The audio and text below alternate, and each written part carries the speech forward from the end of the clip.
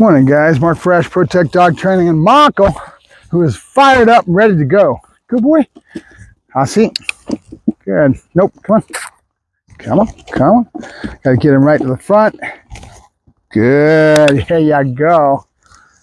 There you go. Okay, so 2-3 days of just kind of getting inside the dog's head and getting to figure out where his head's at, and not necessarily building our bond. He's a young dog, so it's kind of there. But it's real important for me to try to denote some basic standards as far as dog training goes. One of those things is I always take that 2 or 3 days, always too fast, never too slow, to get to know the dog, right? To get to know the dog and to build a little bit of a bond and figure out where the dog's head's at. So what have we figured out? Comparing him to his sister Jessie, we see that he's a Tasmanian devil. His drive state is probably ×2 of hers. And there's a lot of factors involved with that. But the main thing is genetics. Genetics matter. How many times do you hear us say that, right? Good. Good, good. Nope. Yes, good boy. Good boy, good. All right, so let me get in flow with him. And so I've kind of assessed what I want to do with him. The main thing is to keep our good lessons. So this is the looking game. He's doing real good at that. Nope. Good. Nope. Yay, good boy. Good. There you go. Good. Good. Nope. Good, good, good. Yes, good boy, good. There you go. So we're going to keep building on the longevity on the looking game, and I'll take it into my side as well as we go along. But just kind of assessing what am I going to go with this guy. I went through my library. I'm going back through a lot of my knowledge base that I've got online and some things that I've got available to me, and kind of trying to get back to, I went back to Rocky's library, and because of the owner doing it, actually, the owner found the library and started throwing them all at me because that's what he wants. He wants another Rocky. He regrets the fact that he sold Rocky. Should have never done it. And that Rocky's a great example of what happens a lot of times in the industry. These young kids get smart and they think it's all social media and sales and marketing and money. That's what they care about. And that being the case, they buy a dog that's already got a foundation on it. And they make it look like they did all the work. There's several trainers out there, but a lot of them don't really do anything. But there's a really good quality trainers. There's one trainer in general that has done a couple, 2 or 3 dogs, and these people went on to really get their careers really going because of their passions, and they're putting in the energy to go after trials and all that good stuff. But if it wasn't for the dog's foundation that the individual that I won't name did on these dogs, one was a Rottweiler and one is a Malinois, and they're 2 different people. But both of those foundations have been done by an individual that we will go on named. Yep. But they hear this and they'll know exactly who I'm talking about. There's no degrading of them putting in the work to follow through and to keep doing things and getting titles and standing out because they're putting in the hard work after the fact. But if it wasn't for them having a dog that already had foundation, they'd never be able to do what they've done because they probably didn't have the skill level at that time to be able to put a foundation on a young dog. Could they do it now? Probably. You know, we all learn and grow. And it's another guy that came out and hung a shingle up, started claiming he was all that and then some. You don't know me. You don't realize how much I've done, this and that. Well, I could watch his body language. I could watch how he worked his dogs, and he was a clumsy oaf, and he wasn't in tune at all with what he was trying to denote.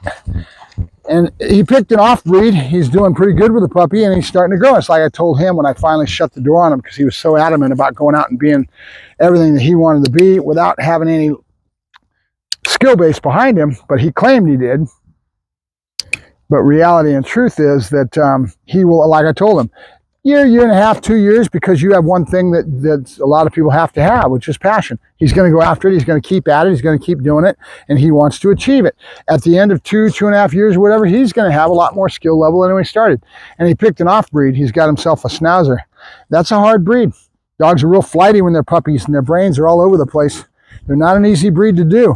So that'll be all the credit to him when he gets done doing that puppy and starting to get titles and doing what he does for the fact that, but see, he wasn't what he claimed when he first came out and hung out a shingle, right? And that's what irritates me. Don't hang out a shingle and put the cart before the horse. Get yourself some skills under your belt. Mentor under somebody. Really actually have some skills. Yep. Built up before you start going out there and claiming that you're all knowledgeable and all. I'm doing seminars. So I've been doing this 30, 40 years. You see me doing seminars? No, because I really have a certain attitude about that. If you do a seminar, you better damn well know your shit, because you're basically professing to me that you're an expert, right? Because that somebody that's going to do a seminar means that all these people that are coming to you want somebody with a lot of knowledge. So when you start doing seminars and you don't know what you're doing, good, good. Yes, good boy. Yes, good boy. Nope, good, good. Yes. So I'm trying to weld in the, back to him, I'm trying to weld in the no marker to a point where he understands what it means in relationship to him not doing the same thing. So it's about timing. Yes. So if I go here, hand behind the back, he's going to float. His eyes are going to float. And sure enough, he's floating to that. He's going to come back to my eyes at some point. And when he does, I click and I say, yes, yes, good boy. And then I start trying to mix in the no marker, yes, until he figures out that no means that his eyes have floated, right? He floats away from it right away, timing-wise, a no marker. And then no food, he's getting rid of it. Comes back to your eyes, there's the positive, there's the click, he wins, right? Now he starts learning where the win is at. Where's the win? And then I've got to build longevity on that until he learns he's got to do it for longer and longer. So we're starting. It's starting to come together. I can see it after 2 days of doing this same little game. So I want, and he's got, because he went with this other gentleman that's really good at his luring, look at that. The luring, you just bend his head. It's like steering the boat, right? The rudder on the boat, just put your hand the right way and do the right things, and there you are, right? See it? Good. We also have something else we want to talk about, is setting the neck muscles in the horse. Meaning, if you have a horse, you have a lot of different ways of doing things, but they'll tie back the reins. The horse already has a bend in his neck, but they want it to really get, going. So they'll tie back the reins and they'll work the animal in that posture. And after a while, those muscles will get set to that position. And so to do that with a dog, I can't tie his neck down. I can't put his chin into his chest to do anything. And I want this. I want it nice and up, right? Where his neck is really up straight. So to do that, it just takes repetition upon repetition. No. Good. Upon repetition, until he starts to get his neck muscles set, which means a lot of this, right? Opier, see? A lot of this up in the air. Look at that. Look at that body, okay? Where that neck is way up high. Now, the more I do that, pretty soon those muscles will get set just like I'm trying to set the muscles on a horse, right? And then I'm going to, yes, start trying to teach him to go between my legs. Now, he doesn't know this, so this may be a, come on, good boy, good. This may be an exercise that is futile. In other words, I may not achieve it right now on film, right? But I'm going to try, okay? So I'm going to get rid of the leash so I just have my hands. I'm going to get rid of the clicker, and I'm going to try to have food in both hands. I'm going to try to get him in between my legs, because that's the next place to put him if I want to get those neck muscles set and do a lot of it, where he's straight up because he's in the center, and it allows me to bring food, and really concentrate on that neck posture, right? So it's another spot besides this spot that we're setting the neck muscles, right? Yep. Good boy, good, good, good. Good, there you go. Good boy, good. Good boy, good, good. Yes, good boy. Yeah, good boy. All right, so now let's see if I can lure him in between my legs. Come on, buddy, let's get back and get a little bit farther away from the camera. Good boy. Come on, Bubba's. Good boy. Yes. Good boy. Good. Nope. Good. Ready? Come on. Here. Good. Good. Yeah, yeah. Go. Good boy. Good. Okay. Now I'm tied up on the leash, but he's where I want him, right? Into the center, right? And the more I do it, pretty soon he'll fall right in. Right now, that was the first time doing it. So you've got to lead him around with a lure. Since he follows lure so well, it's not as hard. Other dogs, when you don't do it, and he's scrounging for that food that hits the ground. And I'm going to stop him from doing that, because that behavior is going to get a negative marker every time until he learns not to do it anymore, right? And he learns that I'm the bank of boo-boo. Food's always available to you here, okay? You go to the ground, you're going to never milk it. As long as you're consistent, after a while, he'll learn it. Jesse knows it real well. Okay, so we're going to actually take this leash off so it doesn't wind up around me. And we're going to put it somewhere out of my way. In the dirt, doesn't really matter. Good boy. All right, let's go. Here. Good. Here. Yes, good boy, good. And the fact that this gentleman did such a good job of the luring gives me all the stuff that I need. Look at this. I can just spin him around right away to my leg. Look at that. Now, this was a godsend because he's so good with that. He's got the dog digging into the hand, pitching his head where I want. I can steer that boat. I can do pretty much anything I want to with his body because of the work he put into the luring. I started some of this when he was with me, but like I said, this guy's good. He does a real good job with his luring. He understands the concept of getting that dog's head to be in the right place within the luring, see? Good. Now what I'm going to do is I'm going to take the hand around my body this way and then try to get him to see this. Good, good. Nope, come on, come on. Good boy, good, good, good boy. And then catch this other hand. There it is. And then around to here and start doing it here, right? Good. Okay, so a little bit of movement and trying to keep his head straight up. And then he got my legs on either side of him to keep him in a nice straight line and to be able to concentrate on where that neck's at. So we're going to use that posture and that position to better help us with the setting the dog's neck muscles to get him to be in there. Now, where we want him in the end, come here, good boy, good, is at our side, obviously, right? Good boy, good, yes. And he makes this look easy. Try to lure him around, come, and get him, come on, let's go. Good boy, good, good, good boy, good, good. There you go, good, there you go. And with a good marker, he's learning it really quick. That means he's doing the right thing. Keep it up.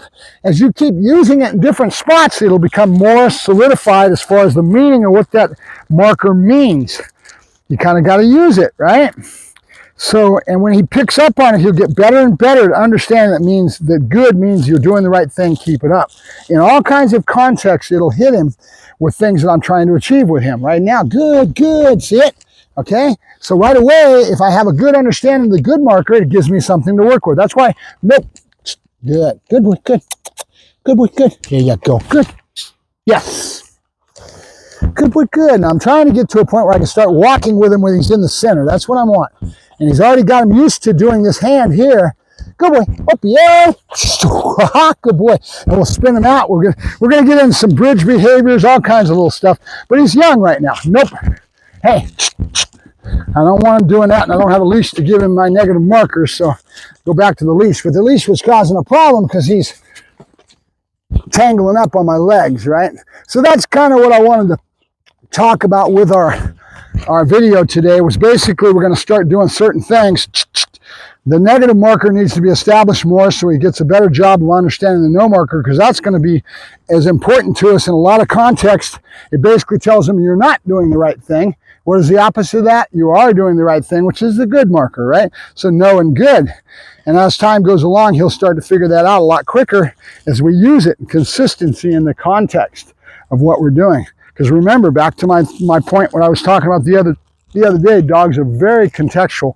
And if you understand, start to use it to your benefit, you're off and running. Okay, so we're pretty much done. I'm out of food on this batch. Yep, good boy, good. Good boy, good. Good boy. Good boy. Marco, good, Marco. Yep, get it, yeah, good boy. Good boy. I think that's it, short and sweet, guys. But I'm going to accent that in the next few days. That's what we'll be working on, is setting that neck muscle, getting him to have a nice position in the heel posture for that focused heel, and we'll stay in that for a while. And we'll be mixing that in. Marco, good boy, good, yes, good boy, good, yeah, good boy, good boy. Second item, Marco, Marco, nope, Marco, little shit. All right, Mark Ferrasci, Protect Dog Training, signing off. He's off to try to chew on his toy and be a little brat, and I'll just end the video here. He's over there chewing on that. That's not good. We don't want that behavior, and we'll have to stop it as we go along. Talk to you later. Mark Ferrasci, Protect Dog Training, and Marco. Be careful what you wish for, guys. A lot of driving a dog's a great thing, but it's also a double-edged sword. Talk to you later.